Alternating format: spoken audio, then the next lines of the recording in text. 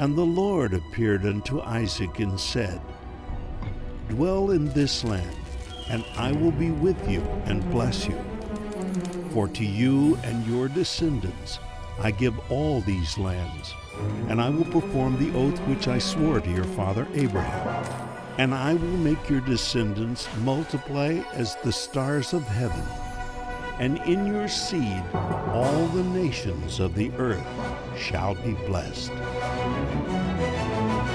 Sons of promise, Isaac and Jacob. Shalom and welcome to our program. I'm Miles Weiss. And I'm Catherine Weiss, and welcome back to the Sons of Promise. You know, we've seen so many intervals between Abraham, Isaac, and Jacob. And the women get involved here, Miles. Yes. I mean, Rebecca heard from the Lord about that she was going to have these two twins, and the older was going to serve the younger. And so she imposes how this is coming about by she has Jacob to go in and get the blessing from Isaac. And that caused quite, angst with Esau. The conflict started in the womb. It was prophesied by God. And we're seeing it play out in our lives today. There's still conflict between the sons of Jacob, who is Israel, and the sons of Esau.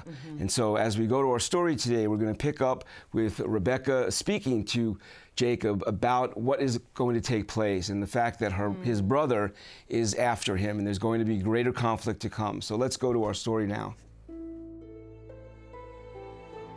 In the latter days of his life, Isaac had been deceived by his son Jacob.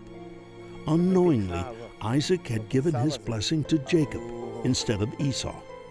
And now the winds of Esau's wrath were blowing through the camp. Jacob's mother, Rebecca, provides counsel and stern warning to her son. אמרתי לאביך שעשיו מתכנן להרוג אותך. אני יודע. שמע לי, קום ולך לארם לזמן מה לבית אחי לבן. חוששת אני שאם תישאר כאן, תנסה לאישה חיתית. אבי ברכני שוב. הוא ברך אותי ואת ילדיי, כפי שברך את סבי אברהם. הוא ברכני שירש את הארץ, כולה, כפי שברך את אברהם.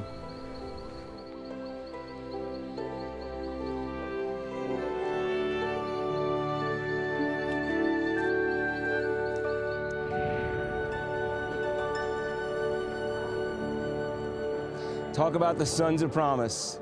We are at the Western Wall, the Kotel, on Bar Mitzvah Day, and a great place to tell you that Jacob is the Jewish people. Jacob, who will become Israel, is the Jewish people, and the parallels between Jacob and the life of the Jewish people is unbelievable. Listen to this. He was loved before he was born, and so it is with the Jewish people. In Romans 9, God says that Jacob I have loved, and in Jeremiah 31, he says the same thing about the people of Jacob, the Jewish people. He was the object of God's election. Jacob was the object of God's election.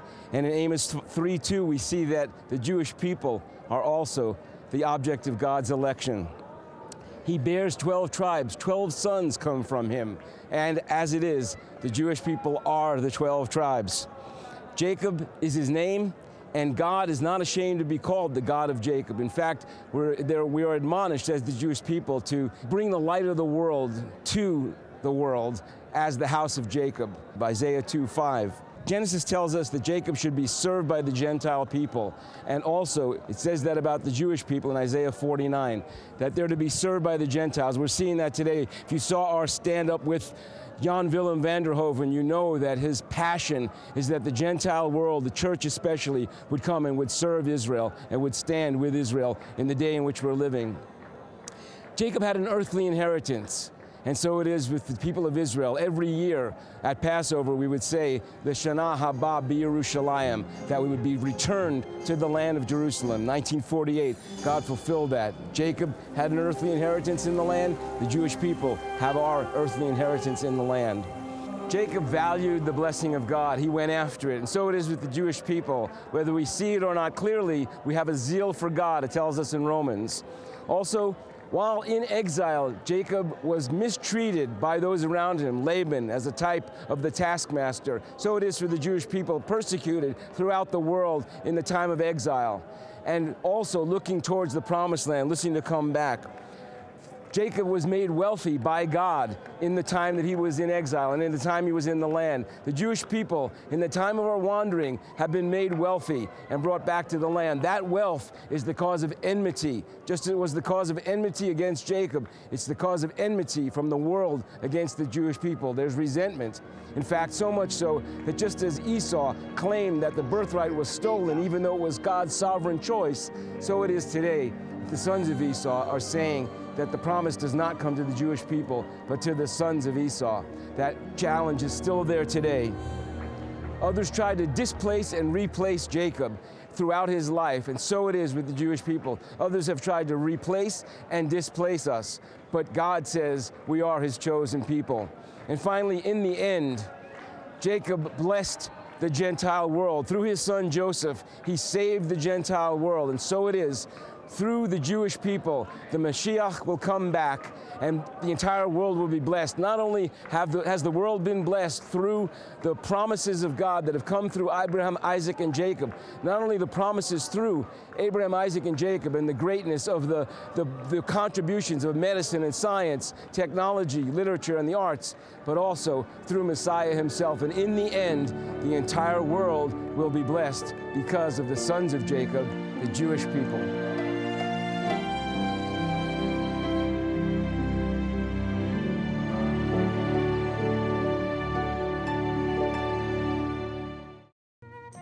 For insightful perspectives on Israel and Bible prophecy, ask for our free monthly newsletter, The Levitt Letter. At levitt.com, you can read the newsletter, watch the TV program, or visit our online store. Stay current with us on social media via Facebook and Twitter. Come with us on a tour of Israel or Petra, or a cruise to Greece and Ephesus. Please contact us for more information.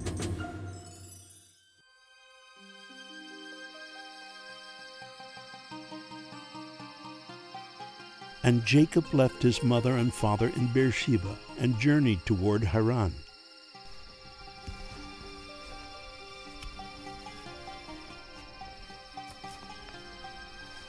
Finding a suitable stone for a pillow, he lay down and fell asleep. And Jacob dreamed there was a ladder that reached up into heaven. He saw angels of God ascending and descending. And the Lord said, I am the Lord, the God of your grandfather Abraham. I am the God of Isaac. I will give you the land that you are lying upon. I will give this land to you and to your seed, and your seed will be like the dust of the earth, and you shall expand to the west and east, to the north and to the south.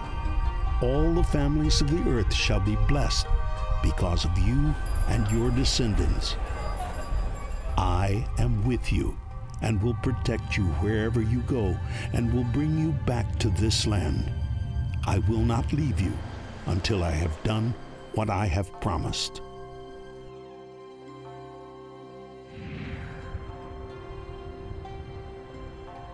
Over my shoulder, you see a modern interpretation of the ladder from heaven that Jacob experienced in this portion of our drama.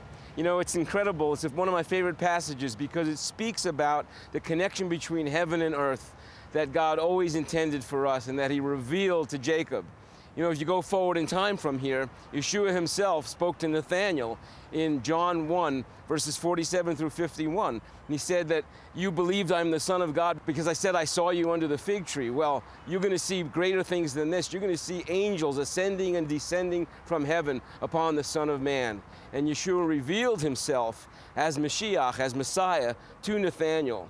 This all began with Jacob. It is not insignificant that it's Jacob and no one else to whom this vision was revealed, because it's a picture of the connection and the access that Yeshua made for us with heaven, and the connection and the access that's so different from what the people of the earth tried to do on the plains of Shinar when they built the Tower of Babel, and they tried to reach up to heaven saying, let us make ourselves a name. This is the opposite. Someone wisely said, religion is man's attempt to reach God. But Yeshua, Jesus, is God's attempt to kneel to man. It's such a different order. It's such a different caliber of reach. And we were those in need. We needed the ladder to come from heaven to earth. We needed the access and the connection to be made by God himself. And so he became the lamb. He made himself a lamb. And beyond that, Philippians 2, verses 5 and following says, he made himself of no reputation. He thought it not robbery to be equal with God. He was of heaven, and yet he came to earth and was obedient unto death, the death of the cross, so that we would know that the day was coming when every knee would bow and every tongue confess that he is Lord, to the glory of God the Father. He is the gate, he is the door, and he is the ladder. And we see that pictured here. And he was so gracious that in the Tanakh, in the Torah, in the earlier scriptures, he revealed himself to Jacob in this way. The cross flowing backwards and flowing forwards. Wow. We'll be back after this.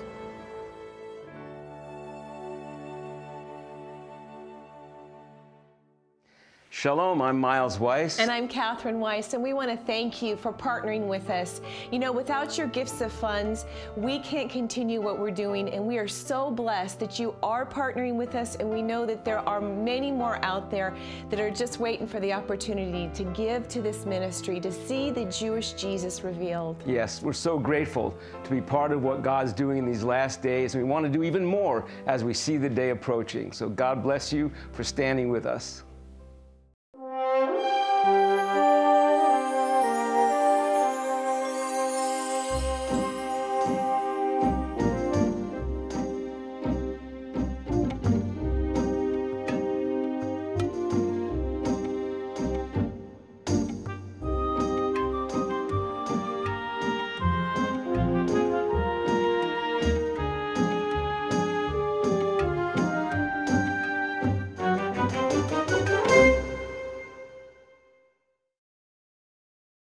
Miles, this is my favorite. The studying of the Word of God is where we get our faith. Yeah. And, you know, Rebecca sends Jacob out to go find a wife, and he finds the Lord. Yeah, it's really quite a story. You know, if you want to know what's going on here at Zola Levitt Ministries, you can receive our free newsletter, the Levitt Letter. It's free to you. We'd love to send it to you. And our resource this week is this series, The Sons of Promise, about how the generational blessings have come upon the Jewish people, Abraham, Isaac, and Jacob, Amen. and is continuing today as God is using the Jewish people to bless the entire world through medicine, science, technology, the arts, and in many other ways. Now, we're going to see, as Catherine said, that Jacob goes out looking for his bride and he encounters God. We're going to see the symbols of the rock and the oil Amen. come to life as Jacob has his encounter with God himself.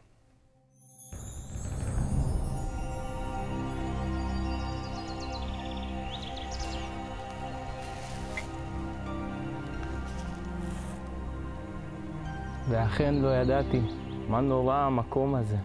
אין זה כי אם בית האלוהים, וזהו שער השמיים.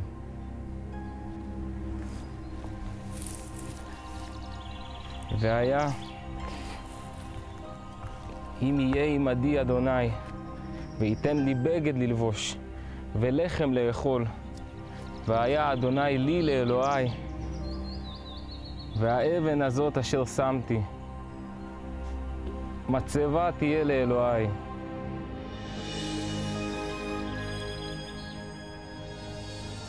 וכל אשר תיתן לי, עשור אעשרנו לך.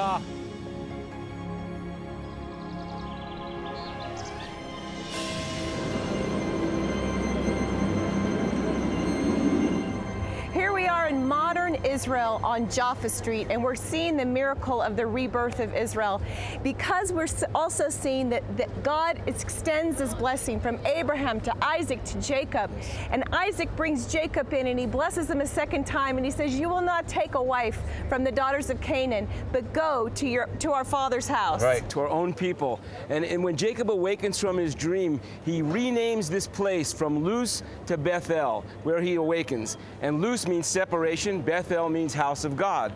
we need to be separated in order to come into the house of God. That's what happened to me and Catherine. That's what happened to you if you're a believer. That's what needs to happen to you if you're a pre-believer. We need to be separated from this world and brought into Bethel, the house of God. That's what Jacob is speaking about. Then he anoints the rock that is there with oil. What a picture of the anointing of the cornerstone. Mashiach means anointed one. Messiah, in English, Christ. It means anointed one. And the anointing of the Mashiach is what's pictured here. Peter, in 1 Peter 2:6, quotes Isaiah 28, and he says, "Behold, I lay in Zion a stone, a cornerstone, a precious stone, and he who believes into him will not be ashamed." And that's what happens to you and to me.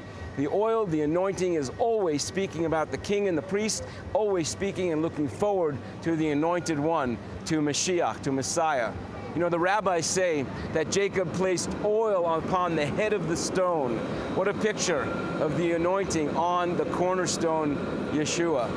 And here's the promise to Jacob: I will not leave you, I will watch over you, and I will bring you back to your land. And that's what he's done for the Jewish people. He has not left us. He has watched over us, and he has brought us back to the land. And that's a promise to you as well. If you're a believer in Messiah, he will not leave you. He will watch over you, and he will bring you into your land.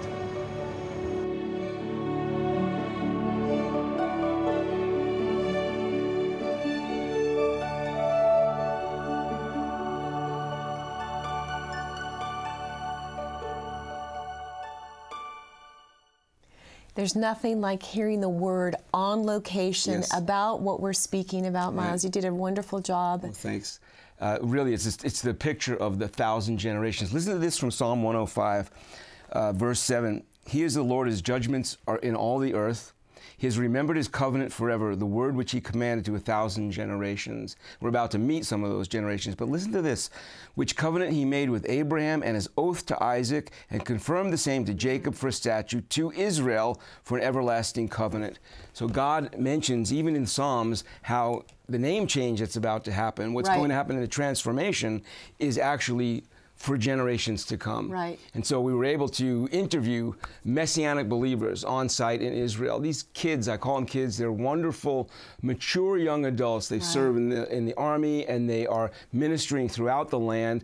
Some of them are real involved with reconciliation between young Jewish kids and Arab kids, and they're just full of life. It was such a privilege for us to be there in Jerusalem and to interview these Messianic believers. So speaking of Sons of Promise, let's go to our interviews with some of the actual Sons of Promise today in Israel. Yossi, you are a native Israeli, Sabra. What part of Israel did you grow up in? I grew up actually in Mate Yehuda area. That's like the kibbutz and moshav area.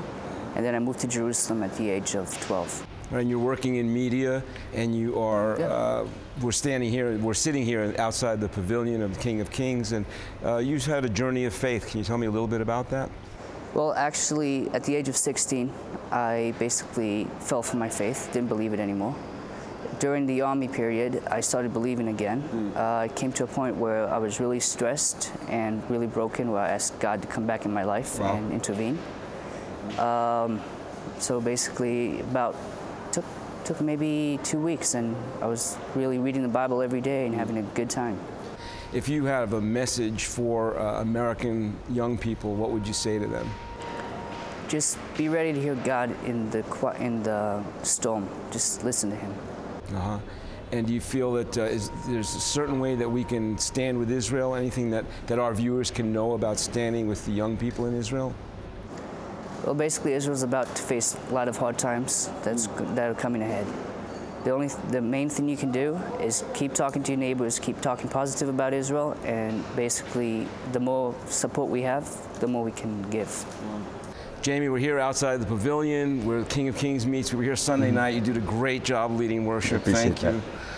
Tell me, what's your work here is as a worship leader, but you're also involved with reconciliation. Tell us about that. Well, my role at King of Kings is the young adults director and the music director. In our young adults, we have mostly international young adults, but we also have Jewish and Arab people who attend the group. But I also work with some reconciliation ministries, especially to promote worship events that are both in Hebrew and in Arabic. Wow. Finally, music is always a really powerful tool to unite people and to just kind of get the tension down and get people at least in the same room worshiping together and just changing the atmosphere so that there can be a little bit more dialogue. Just to see, I don't know, like last year we had a worship event just to see like Arab believers like getting up on the shoulders of a Jewish person and dancing around like a wedding. Like it's to me just seeing that kind of atmosphere. I don't think our viewers really understand that there's a movement here in Israel for Jews and Arabs, especially young people, to worship together and to come to know each other. And you know, to be honest, I wish it was more prevalent than it is right now. And right now I'm seeing seeds here and there, and I wish it was more prevalent, but I see it happening more and more, and it's just exciting to see people even being willing to sing in the language of your enemy, quote unquote. Yeah, exactly. It's an amazing thing to see. Some people might say today that the promises are over, you know, for Abraham, Isaac, and Jacob, the promises are done away. Do you have anything that you want to share about that? It's not over. Not over. I think it includes everyone, not just the Jewish people as well, but everyone who accepts Yeshua as the Savior is part of it. Yeah, Abraham was the father of faith, and that promise went to all nations, started with Abraham, went through Isaac and Jacob. And also including Esau, you know, we've really been emphasizing that God has a destiny for the people, the Arab people, and our message is love. Yes, and, exactly. I know yours is too. So do you work here in Israel? I work at a security. It's a good experience, and it's also, I think, opportunity for me to share more about the love of God, both Jewish and the Arab nation. I also am loving the Arab nation as well. I have many friends, and I try to share as much as I can. That is awesome. Do you have any message for America, how we could stand with Israel or pray for the believers here in the land? Yeah, is to keep us in your prayers, and that we would be more willing to love our enemies as well, because it's a hard situation, and we're like on both sides, and we don't know who to really follow the most, and we're always remembering that in the Bible it's written we should love our enemies as well. So we do need prayer of that, and that we are actually being one. So. And right there I felt like, I don't know, I can call it the Holy Spirit, I can call it something, but I felt like perfect time, perfect place. Yes. I felt the right time, the right place, everything was the best moment. And this is where I think that I did the decision of moving from where I was, between the Judaism, believing in God, not doing anything by halacha, and starting go after Jesus. It's really an amazing story, because a lot like Isaac and Jacob's story, God's ordering your steps, and He's bringing you into these supernatural experiences to prepare you to say yes to Yeshua. And you're still completely Jewish. That does not change. You're as Jewish as you've ever been, maybe more so with Mashiach, but very normal, very, very typical. So what's your hope for American young people? What would you say to them regarding Israel? What do they need to hear about Israel and the spiritual life here? Anything you want to tell them? Basically, Israel, it's a unique place. Yes. And this is funny because everybody can see it. It's like so small place on earth that makes so much noise around the world. And I don't know why, because you can see what's happening in Africa, but nobody talk about this. So this is showing us that all the eyes of the world looking to here. Yes. And if we look back in the past, we can find out that when Israelites wasn't here in this land was dying. Yes. And wasn't success. Yes. Wasn't called the milk and honey land. No. And only when Israel was here, under God's blessing and following God in a certain way, this land had a lot of fruits. Yes. And still today we have a lot of fruits. Yes. I believe that we can make much more better. Yes. And we are as Jewish as people stopping it a little bit, but I hope so in the future will change. And I want them to be encouraged that Israel alive still today after so many years. Yes. It means something, and Yes. it's showing us that God promised. That's perfect. Thank you very much. I hope you realize the import of meeting with these young Messianic believers. It is a fulfillment of God's word to Ezekiel thousands of years ago. I will bring you up out of your graves. He says it more than once. And I will plant you in your own land. He says that more than once. And then I will sprinkle water upon you. That's what you're seeing. When you meet these young people, you're seeing the Spirit of God alive in young people in the land today, looking for the King. It's beautiful. It was convicting, even their love for their enemies. Yes. You know, a lot of them have to fight in the war, Yes. and yet they have a love for the people that Yes. they are having to defend their own land for. I mean, they're reaching the Arabic people. Yeah, it's really Christ-like, Messianic-like, that they are able to love through the difficulties of the political realm. They see the deeper picture. They see what God is actually doing, and so there's that reach for reconciliation. It's just a thrill to be around them. And then speaking of Jacob, from which all the 12 tribes came, God gave him a dream. You know, he anointed the stone, and God gave him a dream of this access to heaven. He didn't give it to Abraham. He didn't give it to Isaac. He gave it to Jacob, because out of Jacob, out of Israel, would come the 12 tribes, which the church was birthed out of. The church and is grafted in. Jesus is the rock. Yes. He is the rock. He's the rock. He is the first fruits. He's the firstborn of many brethren. And these Messianic believers are the remnant that's in the land today, sanctifying the whole nation, looking for the coming of the King. Wow. Well, till we see you again, we always like to end the program by reminding you, Sha'alu Shalom Yerushalayim. Pray for the peace of Jerusalem. Our resource on this program, Sons of Promise on DVD. For your donation of $65 or more, you'll receive all 8 programs which recount the history of Abraham's family through Isaac and Jacob. God's eternal covenant with the children of Israel is revealed and proved faithful against the backdrop of the modern miracle of Israel. Call 1-800-WONDERS and ask for the Sons of Promise DVD, or visit us at levitt.com. Our monthly newsletter, The Levitt Letter, is free and full of insightful articles and news commentary from a Messianic perspective. Visit levitt.com to find our newsletter, along with current and past programs, our television schedule, and much more. Your donations to Zola Levitt Ministries help these organizations bless Israel. Please remember, Zola Levitt Ministries depends on tax-deductible donations from viewers like you.